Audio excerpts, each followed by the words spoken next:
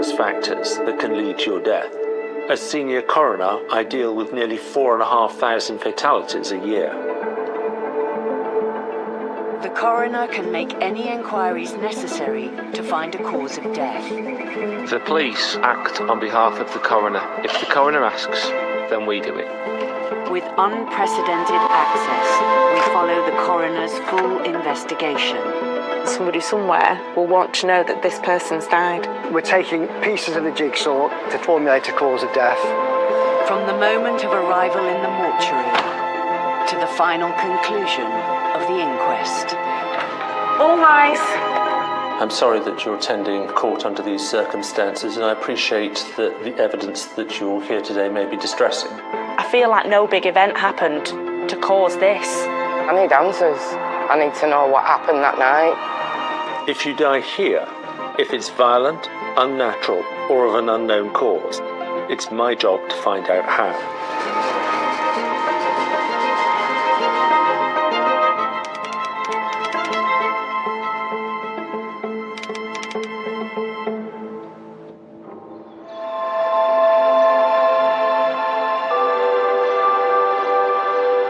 Mum and Dad, amazing people. I couldn't have wanted better parents. And I don't think they'd ever had a cross word. Mum and Dad were married 56 years. They had 4 years left to get the 60. Unfortunately, they're not going to get to that milestone. I can't believe what's happened, really.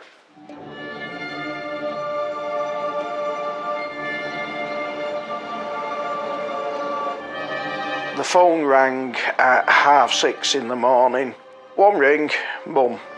Thinking, oh, what's going on, what's happened? But Mum being Mum, one ring on the phone was quite common. Next thing I know, there's a private number ringing me. So at that point, it's like, whoa.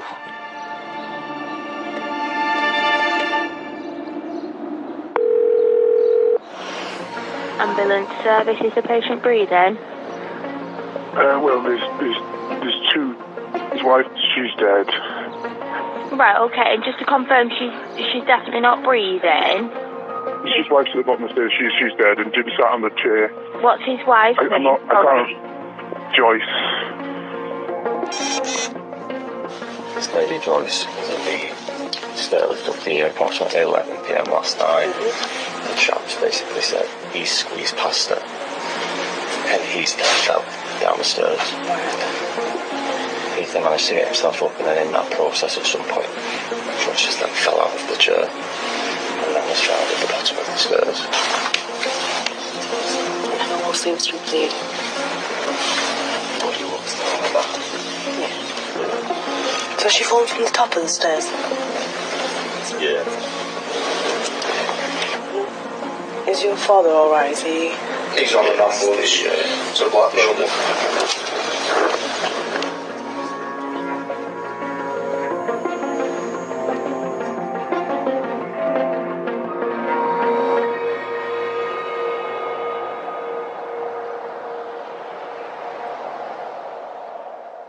So I'm dealing this morning with the death of a 75-year-old lady called Joyce Fishwick. Joyce resides at home with her husband James. The couple have gone to bed as normal last night, and about 11 o'clock James got up and he saw Joyce sat on the stairlift.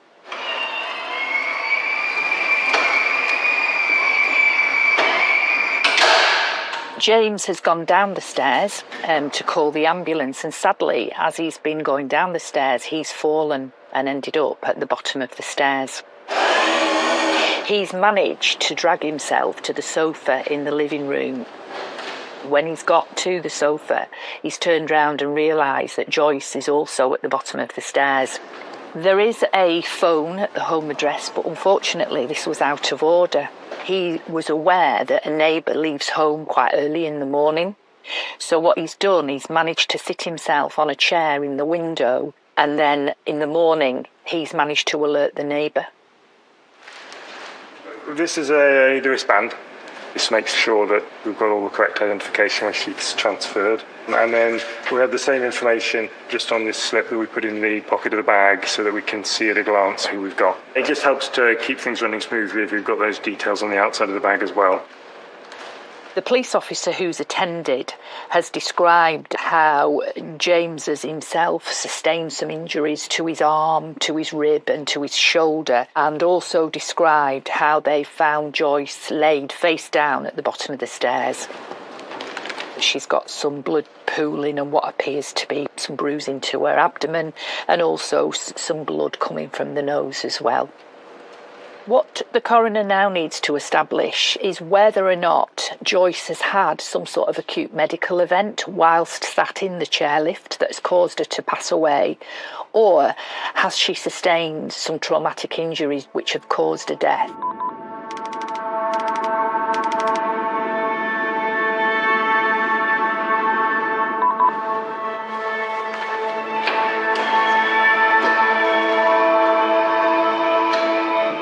So currently both Joyce and her husband James are both here at Royal Blackburn Hospital. Joyce sadly in the mortuary and James on a ward being treated for his injuries.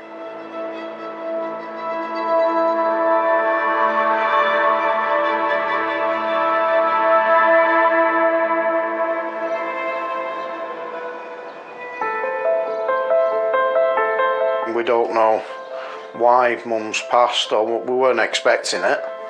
She's gone. I thought when that phone rang it was going to be Dad, and to be fair, I think the fact that he'd been there for what he's saying is about 7 hours on the floor and on the chair with significant injuries, it is a case of, is he going to recover, or is it going to be two of them passing away? We don't know. No, don't say that. I can't handle that. She's like a second mum to me. I just can't believe she's gone, sorry. It was so sudden. I think the big question is, what happened and why did it happen?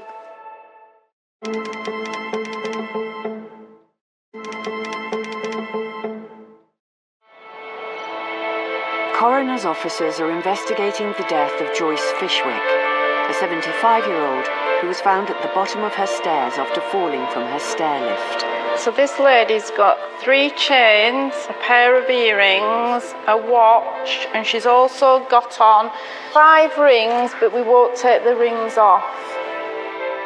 The circumstances of this death are unusual because this is an instance of a lady who might have died on her stairlift. Or alternatively, this is a lady who is on her stairlift and has then fallen from the stairlift and died in the fall. We just don't know. Joyce is being prepared for a CT post-mortem scan. We're just removing the jewellery, and when they go for CT, if there's metal objects, particularly around the head and the neck, it disrupts the image they get. We'll put in one of these little bags so they're all safe, and they will be kept with our patient so they can be returned to the family through the undertakers. She doesn't have any marks or scars on her back. There's quite a bit of blood from her nose. I'll make a note of that. There's a little bit of blood sort of onto her hands and elsewhere, but I expect it's all come from the same source. I had a good feel around her head, and I can't see or feel any other injuries to the scalp or anything. There's quite a large bluish bruise on the inside of her knee here, so we'll record that as well. At the moment, though, it's not quite clear what's happened to her, so hopefully the CT will be able to provide sort of more information.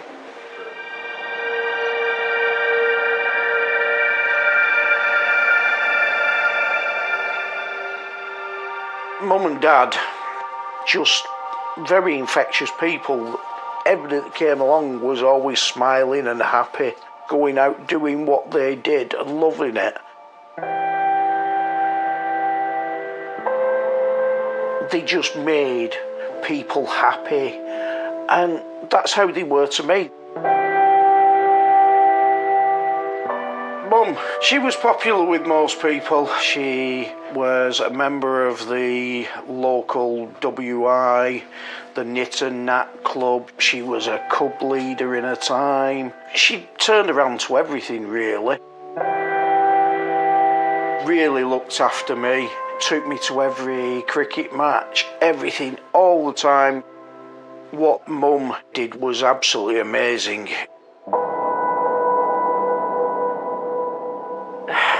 I just can't see how she got down the bloody stairs. No.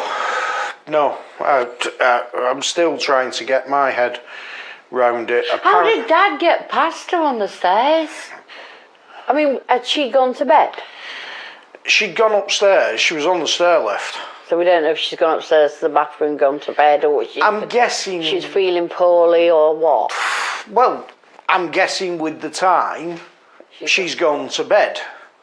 It's like, has she got up there and fallen asleep?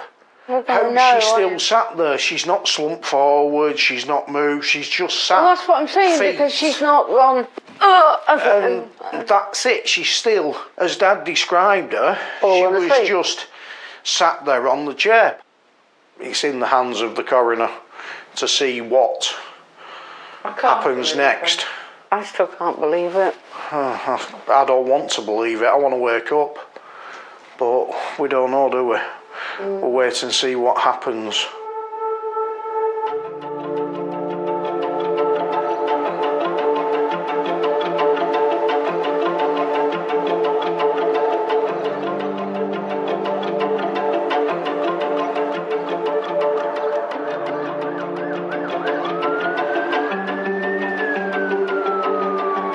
Paramedics have been called to the home of an 86-year-old man who has been found in his bathroom with serious head and neck injuries.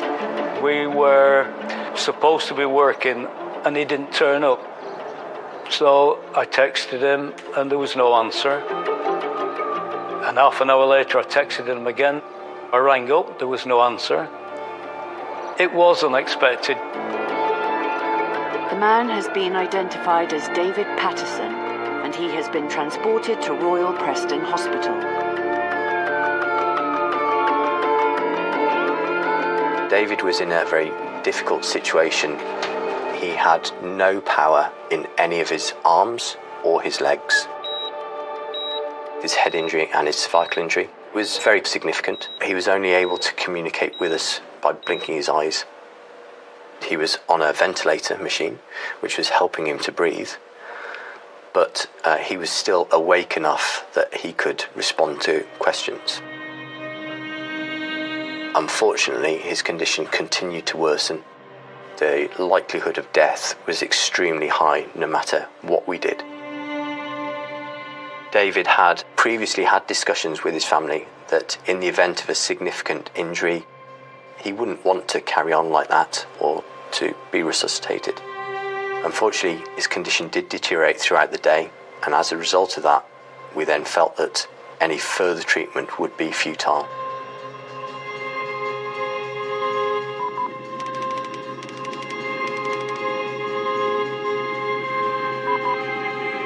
It's difficult to gauge exactly what happened. A fall from standing height wouldn't normally result in such a significant injury.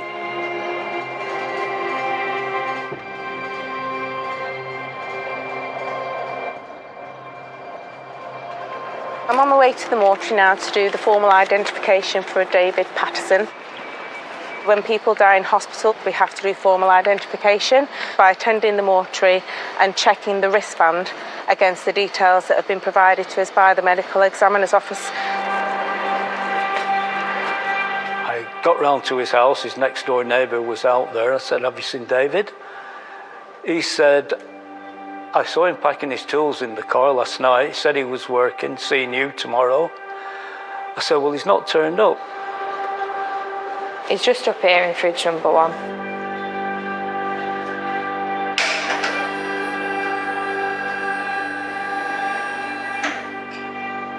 We then saw a window open His neighbour got a ladder and managed to get in the house and found him in his bathroom.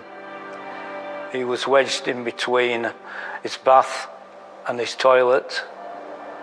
Don't know how it had happened.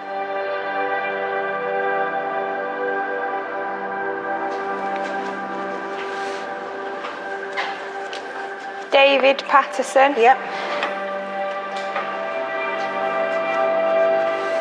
Thank you.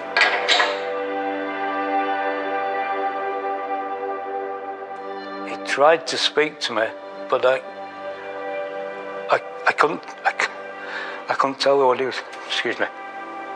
I couldn't tell what he was saying. That was the last time I saw him.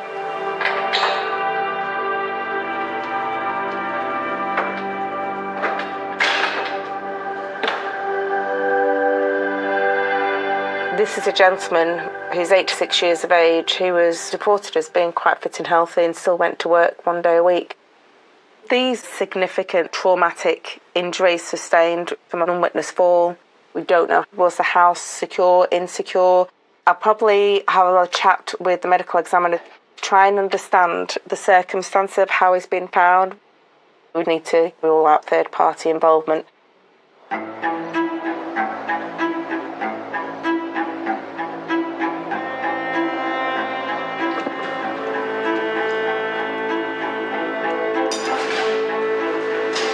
Joyce Fishwick is being transported from Royal Blackburn Hospital to Royal Preston Hospital for a post-mortem CT scan.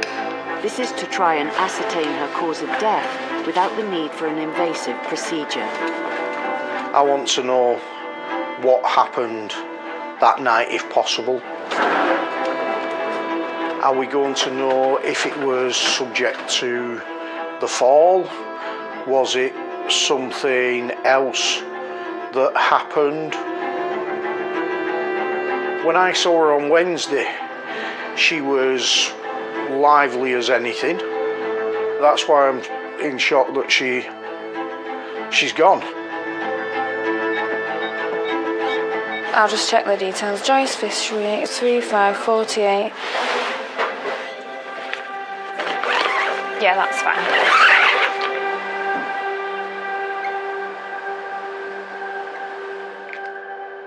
When my brother was born, Harry, they really struggled. Unfortunately, he was born with cerebral palsy and epilepsy. He had a learning disability, so his average mental age was about the age of a 6 to 8 year old.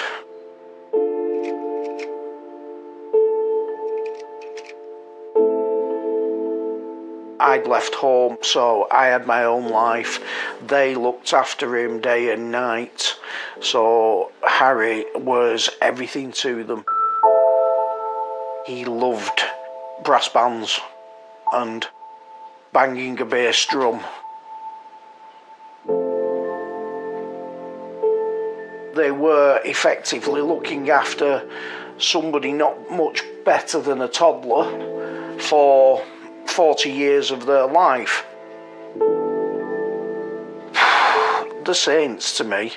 What they did for him was unreal. My brother, he was diagnosed with stage 4 cancer. Fortunately, my brother was beyond help at that point. It was just palliative care, and he passed away. Harry was their world. I don't think they ever really got over Harry's passing. Jim Fishwick Sr. has remained in hospital since his wife died. He has been transferred to Burnley Hospital to be closer to his family. Are you okay? We're coming in. How are you? Oh, I'm not so bad. How are you feeling about Mum now? I'm coping. You're coping? Yeah. You're still talking to her every day? Yeah. I will forever. I loved her and she loved me. We had 56 lovely years. 60 altogether. Yeah, she was lovely. That's all I can say. You alright, Dad? I'm alright. Mum, What's up? what's wrong? You look in severe pain. Is it just the thought of Mum? Alright. No, it's not. It is. I'm alright. I'm alright.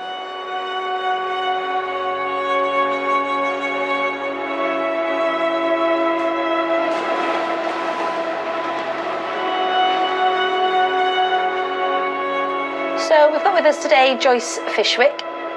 Obviously, with her history that she has had a fall, we will look for any sort of obvious fractures, especially within the skull. We'll do a bony scan of her head, and we will also scan her C-spine as well. There doesn't seem to be anything too glaringly obvious, especially within her head, so it doesn't look at the moment like she's had any bleeds within the brain. There also doesn't appear to be any sort of fractures of the skull there. Possible, I would say, possible rib fracture in this area. It could end up puncturing the lung, causing the lung to collapse. If it's further down, they can end up sort of causing internal damage. You've got areas around there, like your spleen, can cause bleeding if they sort of rupture. I would say it's highly likely been caused by a fall.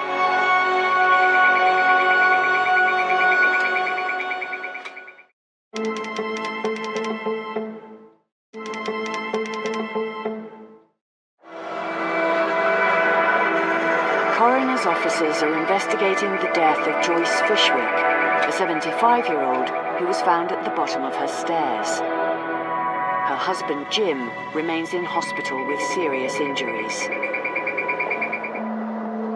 His family have returned to the house to try and understand what happened that night. I'm trying to find those keys. Have you checked the other drawers? Yeah. I found more jewellery and buttons. It's the order of service for your mum and dad's wedding. Right, we need that. We need to take that home for the funeral, don't we?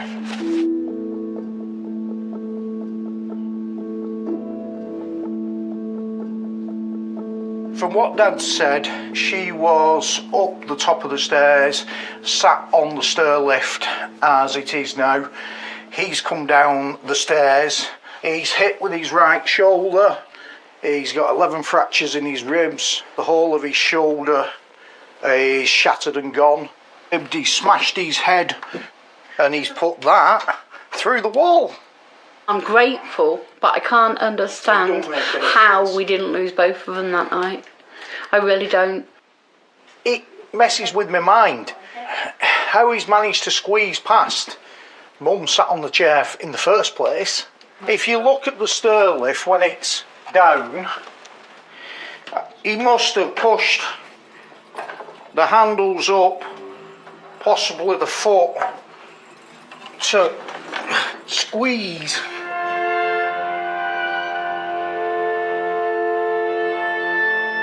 I don't know.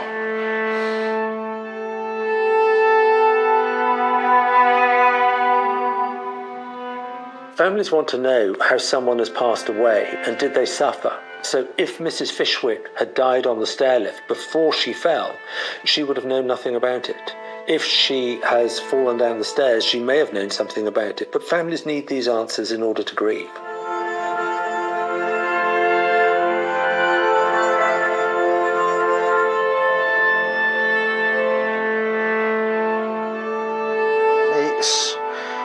It's difficult looking at the last time that I'm ever going to see my mum. See her lying there under the blanket. It's the last place I'll ever see her face, her body. Can't believe she's gone. Can't believe he's in hospital. This case has several tragedies within it. The injuries that Jim Fishwick sustained in the fall were sufficiently severe that he remains in hospital requiring treatment.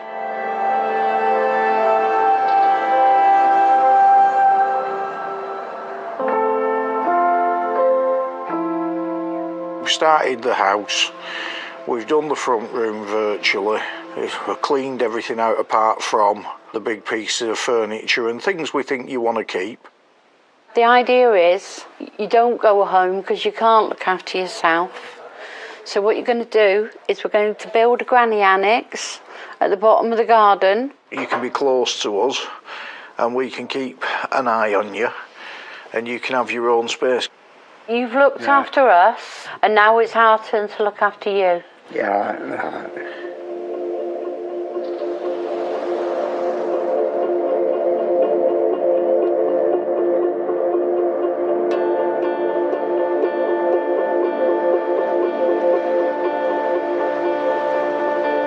Coroner's officers are also investigating the death of David Patterson, who was found in his bathroom with head injuries. Hi. Could I ask you to have a look at a case for me? Yeah. So David Patterson. Just trying to understand how he was found, because it was unclear as to whether the property was secure or insecure or how he'd be found was in. So I could rule out any suspicion really for third-party involvement. It was last seen the previous day at 8:45 p.m. Apparently the neighbours have broken in to find the patient lying on the back on the bathroom floor. There did appear to be a large blood loss from his head. And he was found on his back, which will be consistent with everything, so that's no problem. That's great, thank you very much. Okay.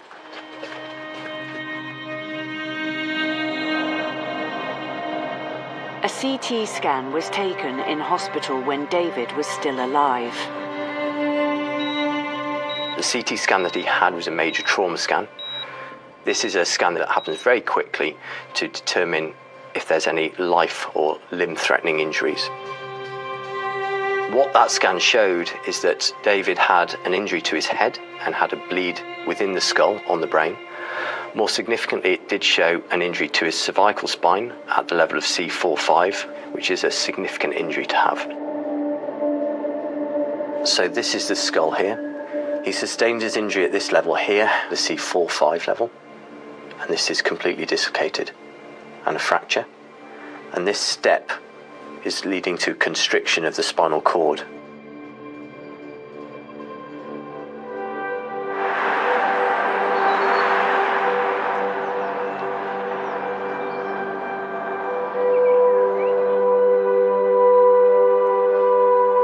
I met David about 38 years ago when he used to work at a leisure centre in Preston, and we'd been friends ever since. We just hit it off straight away. Great guy, he used to tell me fabulous stories of when he used to live in Belfast. He was more or less a jack of all trades. He could weld, he could do plumbing, he could do carpentry. He used to say that we were probably the oldest maintenance team in the country, him being 86 and me being 80. And I was his apprentice. We used to laugh about who's going to go up the ladders. I said, no, well, I'm not going up the ladders. I've got a false hip, so you'll have to go up. That's David's cup of soup.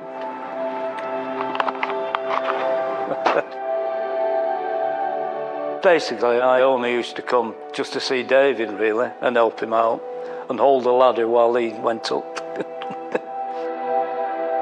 I miss him so much, you know, he was a brilliant guy.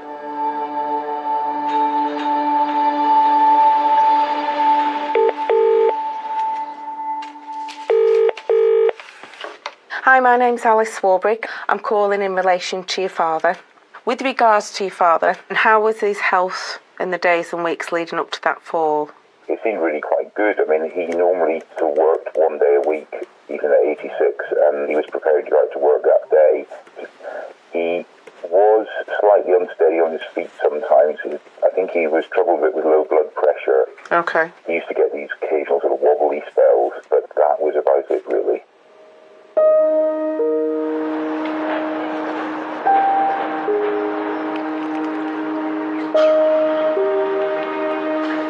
David is being released to his family so a funeral can take place. Mr. Patterson? Okay. This case will go to inquest. The reason behind that is that it's uncertain as to whether or not he's had an accident on the one hand, or alternatively he's fallen due to a medical condition. You can fall due to strokes or heart attacks or hemorrhages inside your body. Or we simply can't find anything, in which case it's most likely that it's due to his increasing age, even given his activity and his ability to look after himself.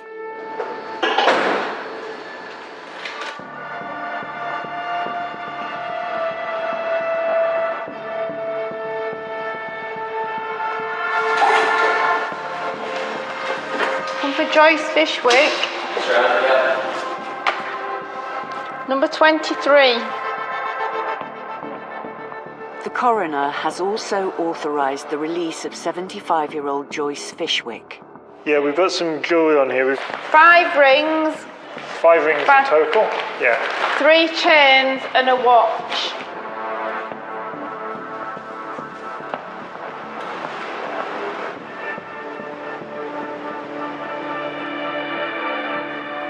Got a 75-year-old lady who's at some point fallen off a stair lift, having been found at the top of the stairs initially on the stair lift, unresponsive. So the obvious thing here is to decide whether the fall from the stair lift has contributed to her death. Looking through the chest from the top to the bottom, what we have got is a couple of relatively subtle but definite rib fractures at the back on the left side. So we can see the contour of this rib here is depressed, it's lost its normal contour, and there's a definite fracture of this rib here. Rib fractures on their own are unlikely to have caused someone to die, but what is important when you see traumatic injuries to the thoracic cage and the ribs is to establish whether there's any underlying injury to the lung, which can be fatal. In this case, there's no evidence of any bleeding around the lung, and there's no evidence that the lung has collapsed. I think what we're looking at now is what's happened to the patient, presumably before she's fallen off the stair lift. So the obvious thing that jumps out at me here is this heart is enlarged.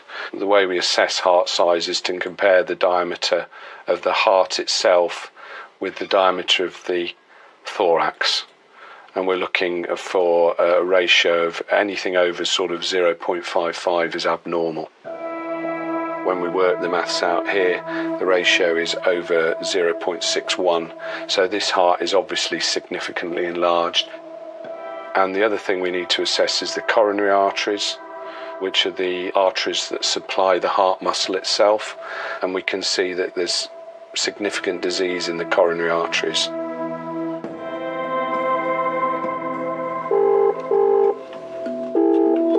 Hello? Hello, James. The reason that I'm ringing is that your mum's had a CT post-mortem scan. Oh, yes, we've been waiting for this. The radiologist has proposed a cause of death of coronary artery disease. And in part 2, he's put hypertension. So it would appear that when your dad had gone past her on the stairs and he'd seen her in the chairlift, that she'd actually already passed away at that time. So she died of natural causes? Yes. That really puts my mind at rest with that. Thank you. Well, I thought so. I thought that would be the news that you would want.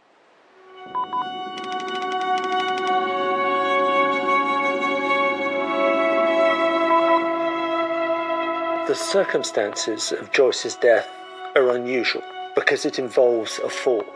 Had she died 10 minutes earlier, she would have been downstairs. Had she died 10 minutes later, she would have died in her bed. You don't get to choose the timing of your death. It arrives irrespective of what you are doing at the time. That's why we end up with so many unusual circumstances, because no one was expecting it.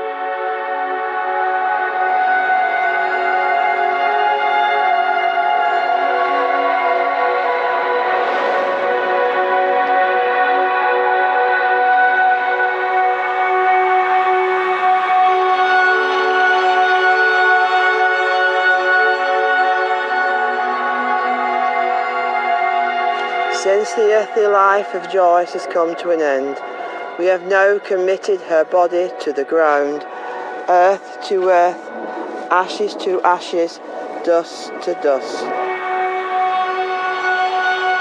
I'm honestly not sure where I'm at the moment. I'm trying to keep it together so far today. We've had a bad couple of days. Dad is still in hospital, seriously unwell. He's now managed to contract COVID, so no matter all the plans we made, we can't get him physically to the funeral.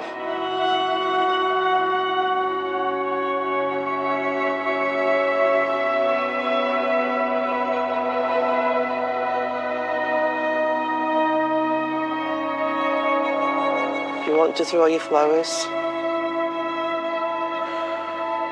Dad, he's struggling, really.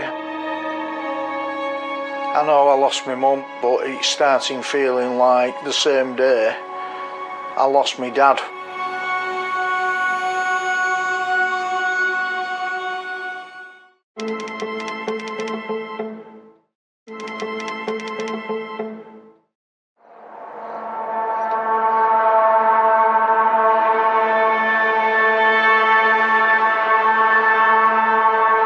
It's the day of David Patterson's inquest. David Patterson is an 86-year-old gentleman who was fit, well, and the night before he's had a cup of coffee with his next-door neighbour in the garden, and the following morning appears to have got up and has then been found collapsed in the bathroom. So the question here is, what has happened to him in the meantime? Has he become ill? Has he had a fall? Has he tripped over something? Or is there something else going on? Okay. The family is happy for David's story to be told, but those attending today's inquest wish to remain anonymous. So what I've been doing over the last couple of months is gathering statements from all the relevant people, so the hospital, family, to try and understand what happened, why are we here, so build the picture for the coroner. So with regards to David, what was he like as a person? What his health was like prior to the fall? What happened on that day? How he was found?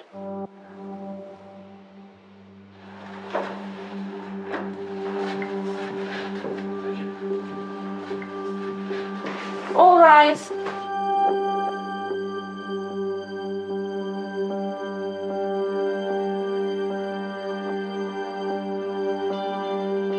Thank you very much for coming to Mr. Patterson's inquest. I believe that he'd been having some dizzy episodes. Yes. What was happening with that, please? A couple of weeks before, we were out in the garden and David turned to walk and he went. When you say he went, is this somebody who is turning and loses their balance, or is this somebody that is something of a medical nature that's causing them to fall? I'm probably losing his balance more. So was he conscious at all? Yes, he was drifting in and out and he was, I don't know where I am. What's happening to me? What's going on? James Thomas Bourne. I'm an orthopaedic spinal surgeon at Lancashire Teaching Hospitals. With this, there's no immediately obvious natural cause of illness for him to fall over? Correct. Okay. Given that he's sustained a fracture to his neck, is that the sort of injury that you would expect to come with a fall of this type? That type of injury to me most likely indicates that as he fell, he struck his head and or his neck hard on a hard object, which could be the floor, could be the bath, could have been the sink because of the location where he was. David has been described as an active gentleman, required very little assistance with living, but was becoming more elderly. I view this as a fall initiated by a natural process of aging, and consequently I'll return that this is a natural cause of death.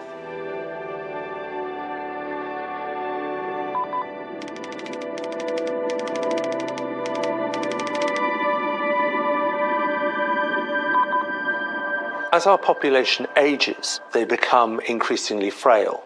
And in this case, David Patterson is having falls due to his increasing imbalance. He's also fallen and struck his head and his neck. And in you or I, that may not have resulted in such a catastrophic injury. But in David, because of the problems that he's got, this has resulted in the injuries that have taken his life. And for that reason, it's a natural conclusion.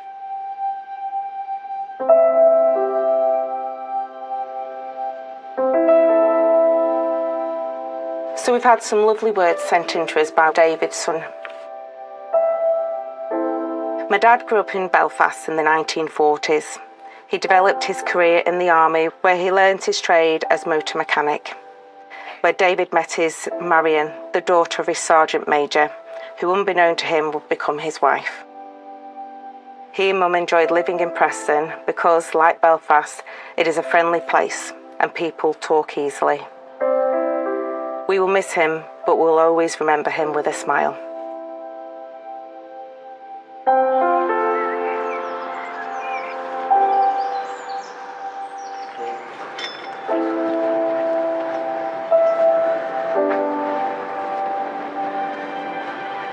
Since Dave passed away, I've not really been up here, so it looks a bit of a tip, actually.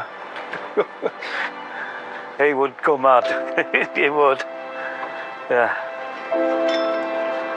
He was a really trusted friend. I think about him most days. He was just a brilliant part of my life, really. He is missed. He is missed.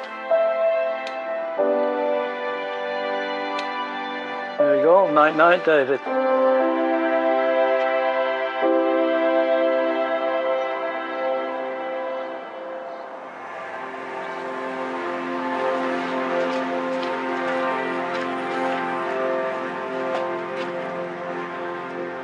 We've had a talk with Dad following Mum's passing.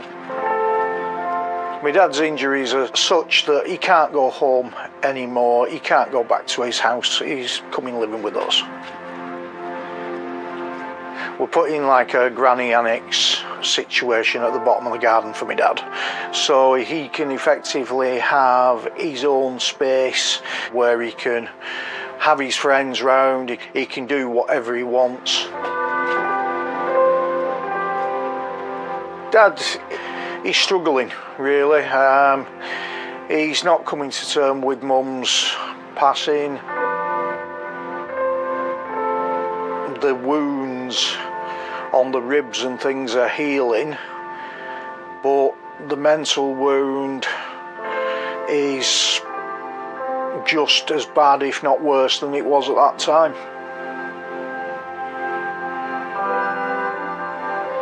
Been together for so long that he can't envisage being without her, and that's the hard fact of it. And he's slowly dying of a broken heart, really.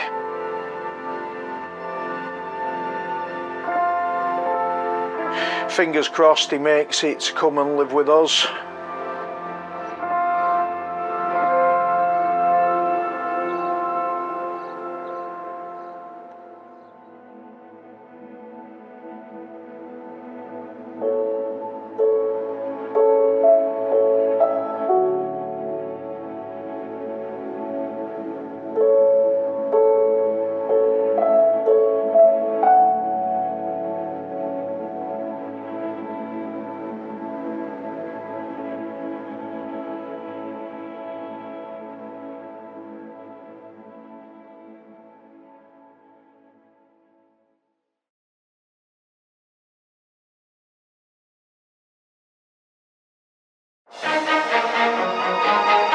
Is the patient breathing? No, I've tried to wake him and I've noticed he's cold.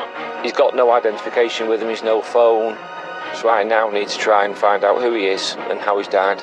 We always thought it's just a little blip, be right as rain in a few days, back home. It is so important to understand what has happened. There's a strong possibility that people did take advantage of him. He was my little boy. I loved him very much. And new Cause of Death returns next Wednesday at 9. If you or someone you know has been affected by anything you've seen in tonight's programme, organisations offering help and support can be found at channel5.com/helplines. And find more fascinating cases from the coroner's files with previous episodes of Cause of Death streaming on My5. Next tonight, Casualty 24/7, every second counts.